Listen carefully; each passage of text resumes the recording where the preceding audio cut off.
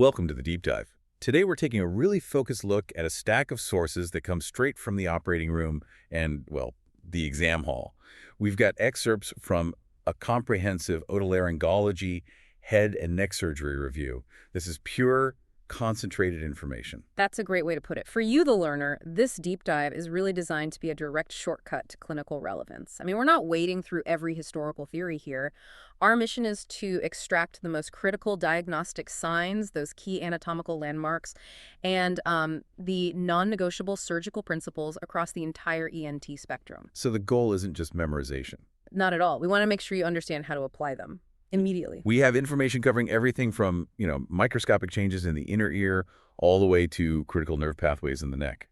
So let's jump straight in. Let's start with the ear and a pathology that demands both surgical skill and some real diagnostic precision, cholesteatoma. Right. And when we talk about congenital cholesteatoma, the definition itself is a high-stakes fact. It's defined as an embryonic rest of epithelial tissue located behind an intact tympanic membrane. Okay, so the key differentiator there is the intact part, right? Exactly. The critical thing to remember is that there is no prior history of ear infection, no trauma, no perforations. It sounds deceptively benign, yet I know its potential for destruction is immense. So what's the mechanism? How does it cause all this bone erosion? It's not simply mechanical pressure, which is a common misconception. It's actually a chemical attack. The cholesteatoma matrix, it releases this. Well, it's a cocktail of proteolytic enzymes. Like what specifically? We're talking protease, hyaluronidase, and acid phosphatase. Those are the big three. And those enzymes are what really drive the destruction of the surrounding bone, the ossicles, the mastoid process. That context is so important because it justifies the aggressive surgical approach. So if you're performing a mastectomy for this, what are the primary goals? And what's the biggest challenge you face? Okay, the goals are clear. There are three. First, remove the disease completely, all of it. Right. Second, preserve, or if possible, restore the patient's hearing. And third, and this is the really tough one, minimize recurrence. And that challenge, the recurrence, is very real, isn't it? Oh, it is. For congenital cases, we see recurrence rates that are stubbornly high. I mean, we're talking often between 30 and 55%, even with perfect technique. Wow. So that dictates long-term follow-up. Absolutely. Now, before we move on, let's just nail down a crucial anatomical nugget that defines where this disease often starts. Prusac space. Prusac space. Yes.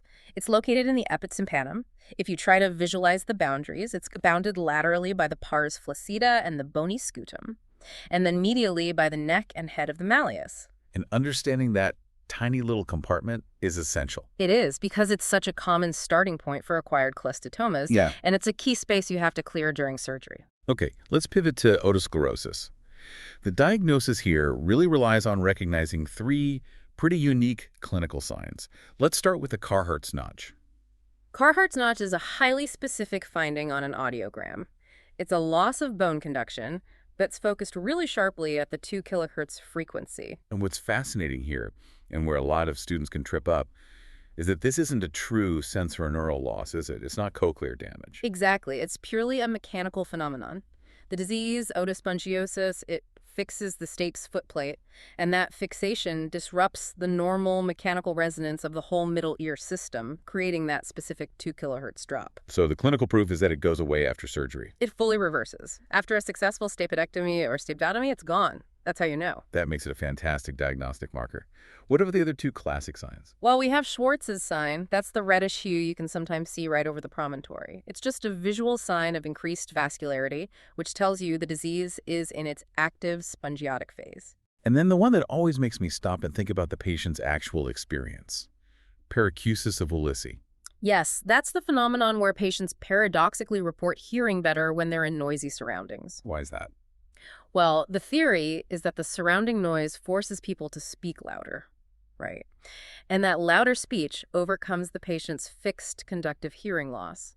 As for management, while hearing aids are an option, a stapedectomy or stapedotomy is still the most reliable way to surgically improve their hearing.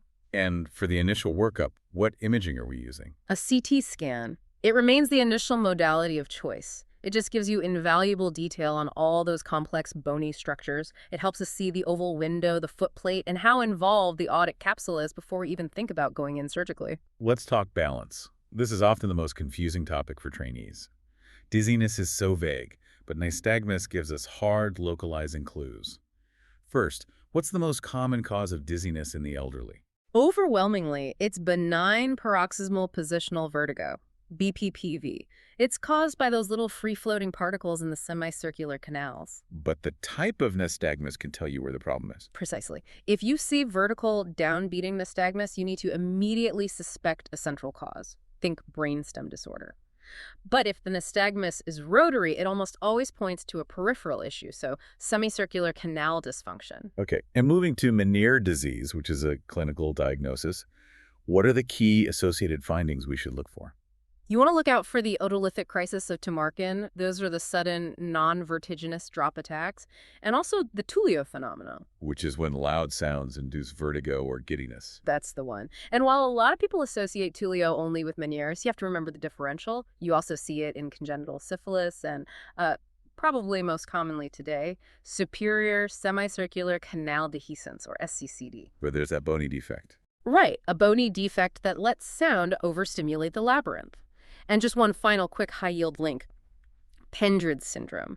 Remember that one connects abnormal iodine metabolism and sensorineural hearing loss. Shifting our focus now to the nasal passages and the skull base.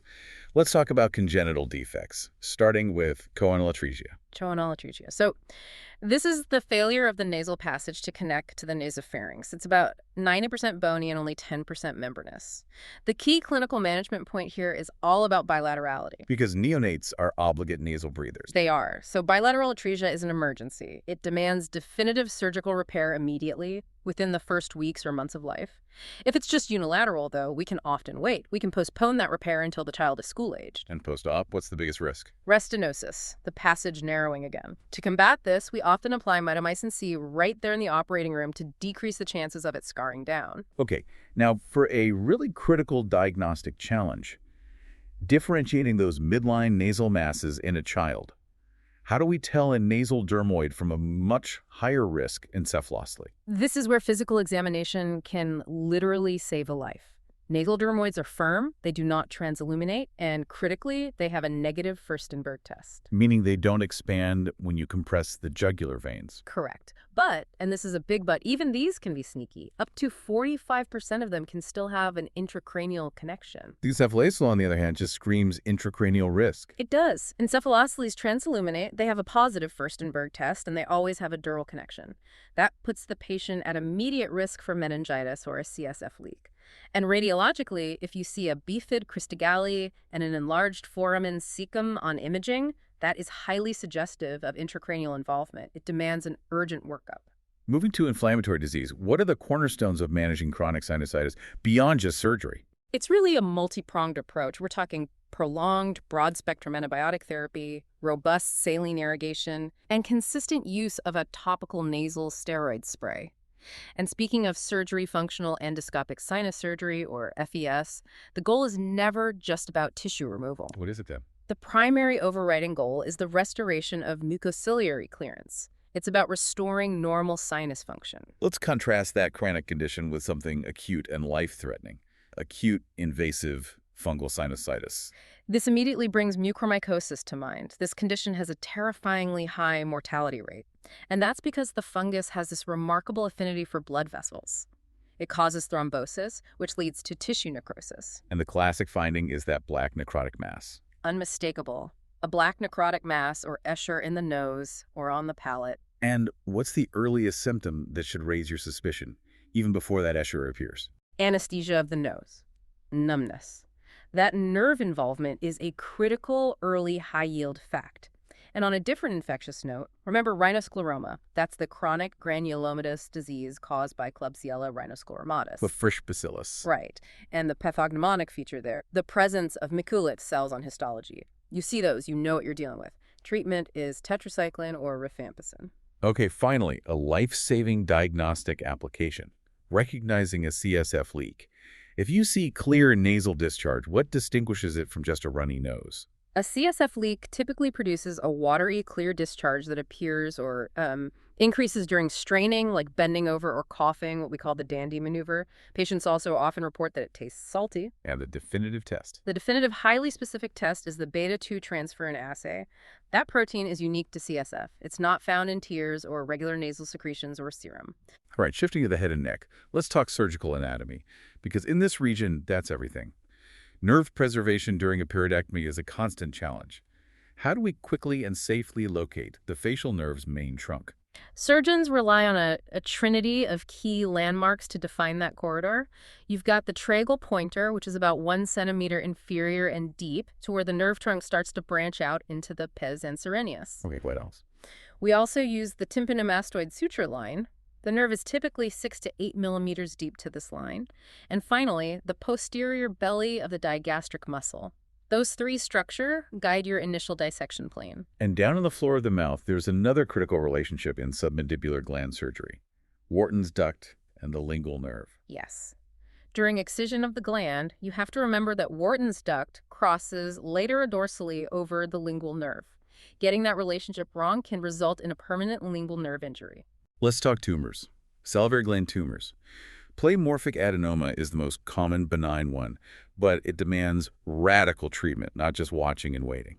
Why is that? It's all about the risk of malignant transformation. That risk starts pretty low, maybe 1.5% in the first 5 years, but it increases dramatically over time. It can reach up to 10% after 15 years of just observation. So that escalating risk is why you have to excise it. Exactly. Complete surgical excision with a cuff of normal tissue.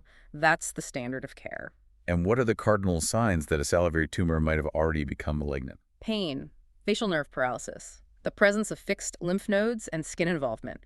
Any of those should make you highly suspicious. A common and frustrating complication of parotid surgery is Frey's syndrome gustatory sweating. What's the mechanism there? It's a classic example of an unfortunate rewiring error in the body. The postganglionic parasympathetic fibers, which originally travel via the auriculotemporal nerve to stimulate saliva, they get rerouted. They aberrantly reinnervate the sympathetic sweat glands in the overlying skin. So when the patient tastes food, they sweat instead of salivating. And you can test for that with the minor starch iodine test. You can. It confirms the diagnosis. Okay, shifting to a more aggressive malignancy. Nasopharyngeal carcinoma, or NPC. What are the big risk factors? The big ones are Epstein-Barr virus infection, consumption of salt-cured fish, and smoke inhalation. And the most common presenting symptom is often just an enlarged cervical lymph node. But there's an earlier, more subtle sign. Yes. An early sign that should never be missed is unilateral secretory otitis media. It's caused by the tumor blocking the eustachian tube. And the classic clinical diagnosis for advanced NPC. That's Trotter's triad.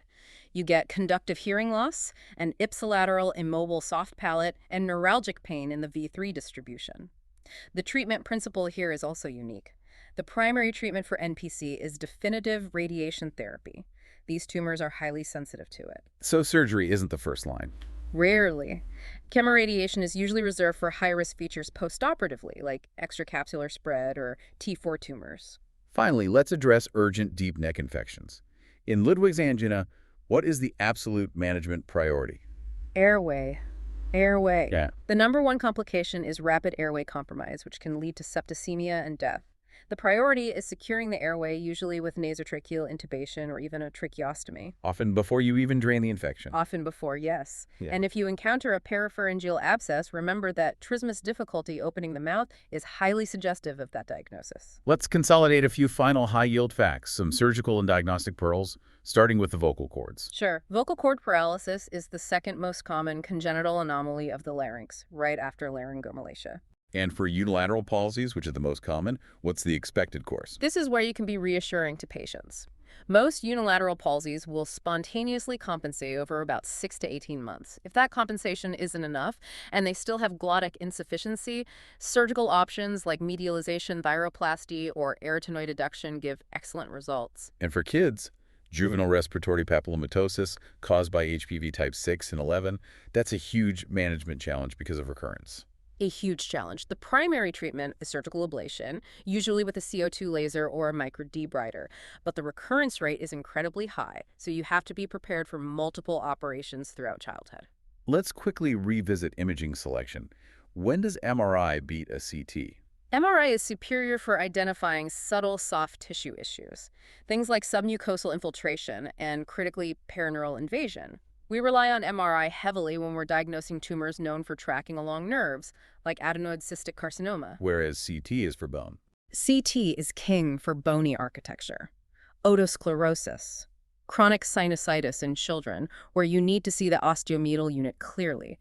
That's where CT shines. And let's wrap up with one diagnostic maneuver relevant to sleep medicine, the Mueller maneuver. Right. This involves having the patient inhale forcibly against a closed glottis, nose, and mouth. It creates negative pressure and lets us evaluate the site and degree of airway collapse, which is critical for surgical planning in obstructive sleep apnea. And, of course, don't forget the Dix-Hallpike test for that episodic positional vertigo. Okay, let's try to connect this huge stack of specialized knowledge back to clinical reality. What stands out to me is how these isolated facts like knowing the difference between bony and membranous atresia or the enzymes in cholesteatoma directly dictate how you treat the patient. Exactly. These are the specific anchors that turn theoretical knowledge into clinical action. For instance, knowing that the goal of FESS is restoration of function, not just removal of tissue, that completely changes your surgical mindset. Or recognizing the black Escher of Mucor. That's a perfect example. Recognizing that black necrotic mass forces you to operate and start antifungals immediately to save the patient's life. That is the essence of high-yield applied clinical knowledge. Okay, to solidify your understanding, let's run through one final scenario. This will test your recall of anatomical relationships in head and neck surgery. A 55-year-old male presents with recurrent parotid swelling, and he's diagnosed with a pleomorphic adenoma. If surgery is performed, which major cranial nerve is immediately at risk because it runs right through the gland, and which anatomical structures define the plane where you would typically identify the main trunk of this nerve? Okay, great question. The nerve, of course, is the facial nerve. And the main trunk is typically identified in a plane defined by key landmarks. We mentioned them earlier. The tragal pointer, the tympanomastoid suture line, and the posterior belly of the digastric muscle. Finding it between those points is the key to a safe parotidectomy. Thank you for joining this deep dive into the applied science of otolaryngology. We hope this concentration of knowledge serves you exceptionally well, both in your studies and in the clinic.